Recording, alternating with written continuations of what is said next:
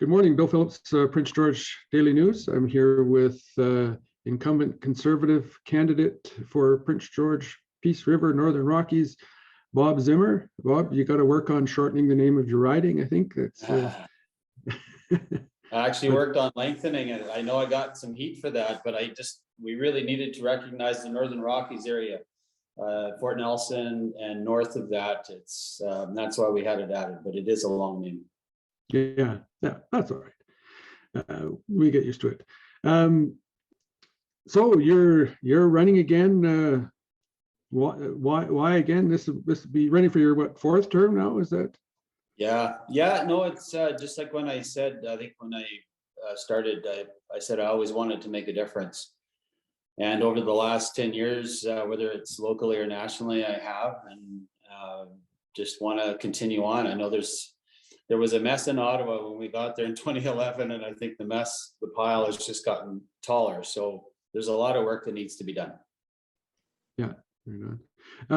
So as you go around campaigning, what are you hearing from people as being the issues in Prince George, Peace River, Northern Rockies riding? What's most on people's minds?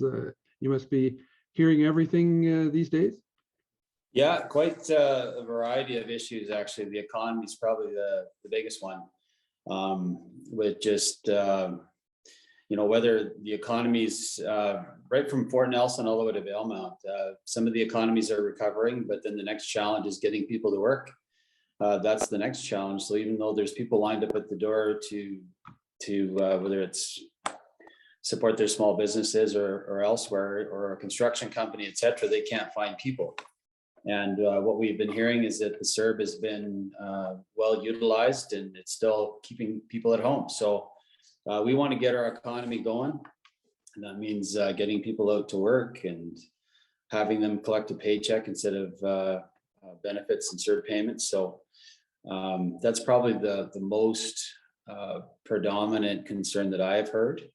And of course, we've all heard the COVID and all the effects of the lockdowns and now recent provisions by the provincial government. It's a big concern for many of the constituents of Prince George, Peace River, Northern Rockies. Mm-hmm. So if the Conservatives form government on next week, what will you guys do day one or the first 100 days to turn that around so that people can get the economy back working and all that kind of stuff? What's coming down the pike if we elect a Conservative government?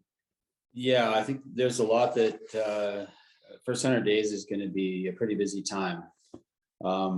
Just getting a lot of the things that we want to see going with our energy sector and our economy going. We've had such huge potential that we just want to have that unleashed. For too many years, we've seen the Liberals just get in the way of things. And, we want to do things environmentally in the most respectful and sound way that we can. But we need to get a great example that I mentioned a lot is getting our natural gas to foreign markets. We can reduce global pollution by 50% if we just get our natural gas to these other markets and replace other high emitting forms of energy. So getting those sort of the clasps off and really allowing those resources to be used as we should. I know from our perspective to a softwood lumber agreement, especially for communities like Prince George in the north, is huge. We saw that promise of a Liberal government before go missed. We're committed to getting that agreement done again. Under previous Conservative governments, we've renewed those softwood lumber terms. And it hasn't been renewed since. So the surety that we need in the softwood sector, we need that softwood lumber agreement. It's huge for security of our communities. That among many other things. Yeah, most certainly. We see now Canfor and Conifex both done some improvements. Now the price of lumber's back down. Of course, I'd say where it normally was, but that's just me. Well, the price, but even just the spikes, the highs and the lows, they're pretty extreme. But there's a tariff on our lumber that's 20% and higher. Those companies made a decision when that was not coming. They made a decision to go south of the border and set up shop down there. And we need to make sure that Canada is an attractive place to have our mills operating and doing well. We have the timber here. We have the timber basket from Prince George all the way to the Yukon Territory. There's a lot of wood there. But we need to have a surety for our forest companies that, that tariffs aren't coming over the hill, right? We need that surety. Yeah, absolutely. You guys, when I say you guys, I mean the Conservatives must be happy with the campaign, the way it's gone so far. Depending on what polls, everybody's saying it's pretty close, but Conservatives were ahead for a while, and the Liberals may be picking up. So how are you feeling about the campaign overall and your campaign in general? And I guess when we're talking about your campaign, the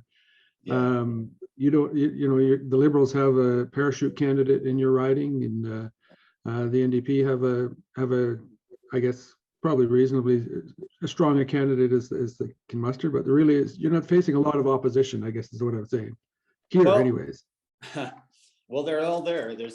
We debate various parties, and they've been out there in force. So our campaign's been going very well. I think one thing as a national campaign, right from the start, even before Aaron took over leadership, my constant gong in our caucus was that we need a hopeful campaign. We can say all we want about people want to be against Trudeau, but what are we for, right? And I think Aaron has really given us a hopeful future under a future Conservative government, potentially future Conservative government. So I give him kudos for that. Presenting a real hopeful picture for Canadians should he be Prime Minister. Now locally, we've been doing very well, getting out in the communities. We have, again, many candidates that are vying for the job. So we take that very seriously. And I've always said, even to our kids in athletics and different things, make sure you outwork the next guy. So I've just had that as a work ethic, work hard, whether it's putting up signs or going to meet people, having conversations. Don't ever assume it's ours. I never look at it that way. I always know it's going to be a fight. And the end of September 20th, we're not sure how many mail-in ballots are cast because those will be counted the next day. But up until the moment that the vote is tabulated, we're working hard. We just need to prove to constituents that they're making a good choice by voting for us as Conservatives and voting for Bob Zimmer. So it's been going very well.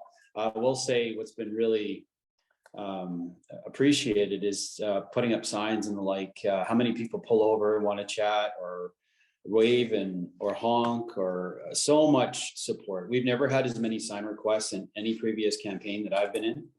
So the support is there and it's strong. But again, we'll see what happens September 20th. Yeah, you never know until it's over, right? Exactly. Yeah. In your riding, there's a Maverick Party candidate running, which of course, as you well know, the party is the president is Jay Hill, who is your predecessor, Conservative in the riding. Do you think that they will have? Are they getting any traction in your riding, or do you think they'll have an impact? Yeah, I think there's a lot of anger just in general with whether it be COVID or with this current prime minister, and that anger is coming out in this. Whether it's either them or other parties, and you can it's palpable that they're angry with the current situation. They've had a prime minister that disrespects seemingly the West more than the rest of the country, and are standing up for that. And I just say back, look, we've got some of the strongest Conservative members of Parliament already in our caucus.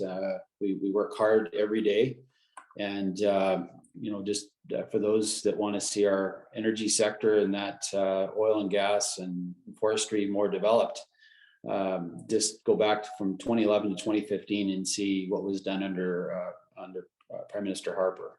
We did some great things there and had our sectors functioning very well, especially at a tough time economically. So they're there, and I see the anger. I'm just trying to show them that we are working hard for them, and by choosing conservative, it's a good choice. Mhm. We've certainly seen dogging Trudeau more than anything else. Some of that anger. Mhm.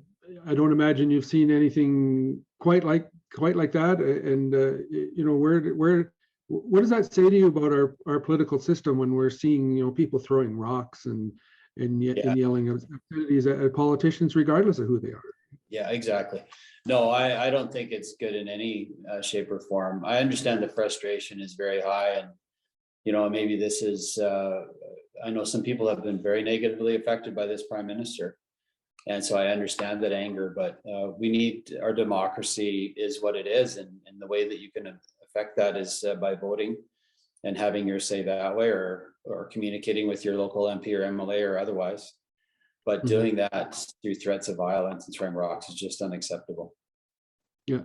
One of the other things I know, as an incumbent, you obviously run on your record, and I know in speaking with some of your the other candidates, they're critical of your record on votes on items such as conversion therapy and the rehabilitation and that kind of thing.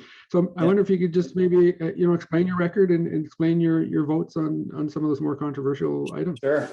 Yeah, sure. So maybe a lot of the things that I've been working on are things like a lot of people have seen the videos about conservation and closures, whether it's caribou closures in the north or salmon closures in the south, and unnecessary closures, I might add. It's not that we're saying that they aren't sometimes necessary, but unnecessary closures just aren't. And there's people's jobs that are at stake. So in the positive, we've been working a lot on those kind of things. But you brought up C6 conversion therapy. I've made it very clear ever since I voted against that motion or that bill is that I oppose conversion therapy.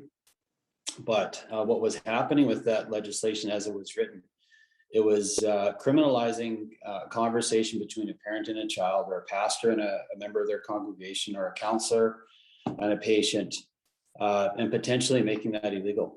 And so we even proposed, after second reading in committee, protections so that would not be the case. The Liberals refused to take that amendment.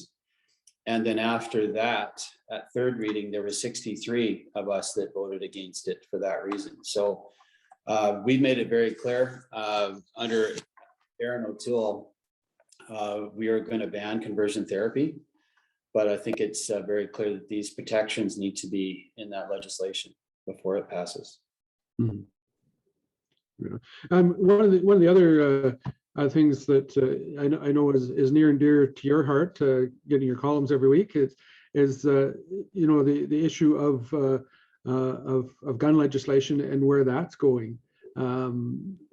So where do you see that going, and what will the Conservative government do in regards to guns and the whole issue about whether AR-15s are automatic, all that kind of fun stuff? So.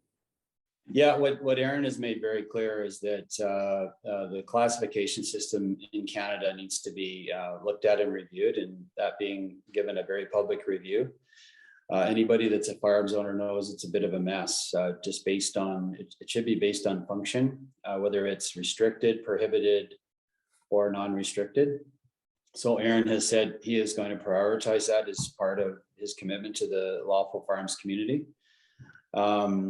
And as well rescind some of the C-71 provisions, et cetera. So, we've been very strong on support for lawful firearms owners. And I guess what, the conversation, this is what the Prime Minister is trying to do, is always trying to make us look like criminals. We're law-abiding firearms owners. And I just wish that he would put the resources, the billions of potential dollars that he's investing in sort of tackling the lawful firearms owner community, and put that into better policing, not better, but actually more policing. So we have more police officers dealing with gangs and guns and getting illegal guns off the streets. CBSA giving them more people to do better border patrols and more border patrols, so those firearms are intercepted before they ever get on a Canadian street and in a gang member's hands. there's a lot of things that he could be doing as a prime minister to make it better, but he seems to be happy to take swats at the lawful firearms owners community. We just we know what the real problem is, and that's what we'll be focusing on. How can you ever put this issue to bed, though? You know, I've been around a long time, and we've been talking about various forms of gun control for decades. So how can we, you know, get past this issue and get a resolution to it? I guess for once and for all, or is this something that's going to be, we're always going to be fighting and it's always going to be an issue? Mm-hmm. Well, Bill, you know, even when we were in before, from 2011 to 2015, we got rid of the long gun registry because, again, it was using, $2 billion of Canadian taxpayer money to tackle a community that wasn't the problem. The problem is gangs on streets, guns on streets that are killing people and killing sons and daughters and mothers and fathers and that. And we say, look, you put the money in the right place and you tackle it in the right way, and you will see a reduction of crime. But it's just, Bill Blair has been caught many times saying things that are inaccurate around the firearms community, and they seem to use it as a tool, I guess, to their gain, I suppose. But we just don't think it's fair to the lawful firearms owning community. It just isn't, and we just wish they would focus on the real problem. Like C-21, as an example, was targeted the lawful firearms community. Within 2 days, this same Liberal government tables a bill, C-22, that actually lessens the consequences for firearms-related crimes within 2 days. So here's a government that says they're doing great things for gun control, and yet in 2 days makes consequences for those crimes less. It doesn't make sense to me, and I'm sure it doesn't make sense to you. So I just think it needs to be like we've done before. Common sense, do what is actually going to fix the problem and get dangerous gang members, off the streets. So that's where the focus should be. Mm-hmm. Switching a little bit, maybe I get a few comments from you on the COVID-19 response from a federal perspective so far, and why we're having an election in the middle of the fourth wave. Well, yeah, it's the easy one for everyone except a Liberal, right? So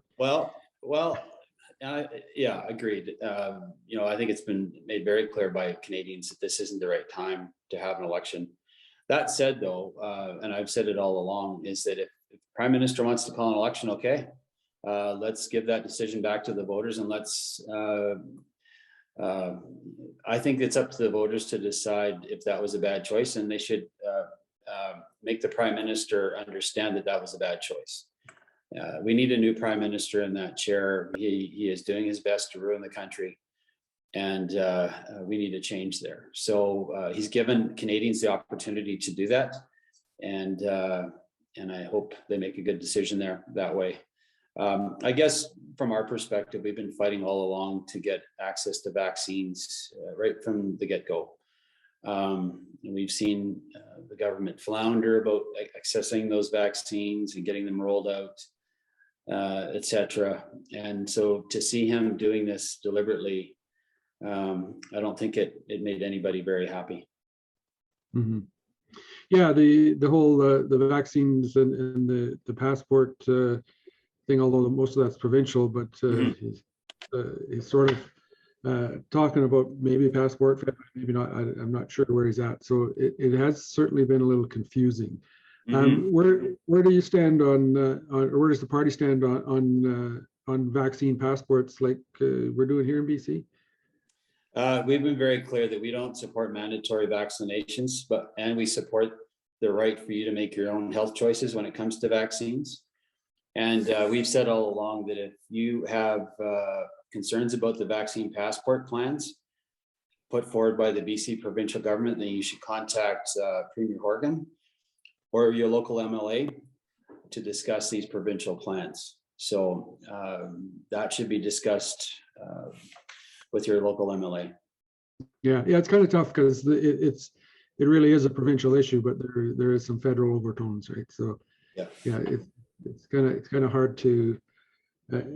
I guess it's sort of endemic of our wonderful system where there is that happen, especially in health, right? So we have it needs to be said. There's a very clear delineation between the federal and the provincial government with certain where our jurisdictions lie, right? And for a federal government to mandate to tell a province what to do, I don't think that ever goes over well. So I don't think it would go over well in this case either. So that's where those lines are drawn and where jurisdictions are, and that's how those discussions need to be held as well.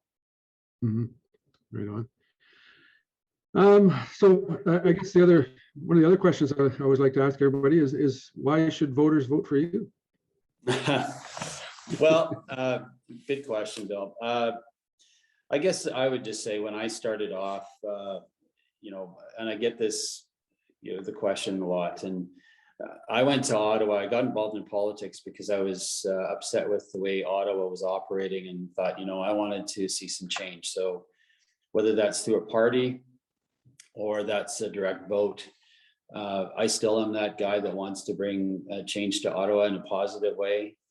I work hard, represent my constituents. I've always said that some people see me at the top of the pyramid, and I see myself the reverse. I'm really at the bottom, and I serve all 111,000 of my constituents, all of them, and whatever needs that they come into our offices with, whether it's an immigration issue, passport, or CRA, or you name it, we serve everybody. And we have a saying in our office that we help people, and we do. We do it every day, and it's some of the most rewarding things that we do is to help that individual with a crisis in their personal lives, and we're able to help them in just a little way, and it's again very rewarding. But no, we work hard at it. I keep 5 staff very busy, just helping our constituents, and would ask that our constituents would give me the chance to represent them once again, and they can do that by voting for me. Either, I guess the advance polls are done now and they can vote for me now on September 20th. Mm-hmm. Right. So what's your where do you think this is all going to end up? Do you think we're going to have a minority government, or? That's a tough call. It's obviously you want a conservative majority, but very much so. I think that's what a lot of Canadians are hopeful for. Is it just a change in direction from this current prime minister? But we'll see. I hate to guess. It's really all those 3 balls are up in the air, whether it's a majority, a minority, or a minority on the other side. Bottom line is we need people to come out and vote. We need people say that your votes don't matter. Everyone absolutely matters. Don't let anybody tell you different. Every vote matters. And it makes a difference. I've seen ridings where the seat is won or lost by 40 votes, and just so some people staying home for various reasons, there's a difference in who's their local MP and who's possibly the prime minister. So I will withhold my guess until, it won't be a guess, I guess, after we know, but I'll withhold my speculation. I'm just hoping for a conservative majority.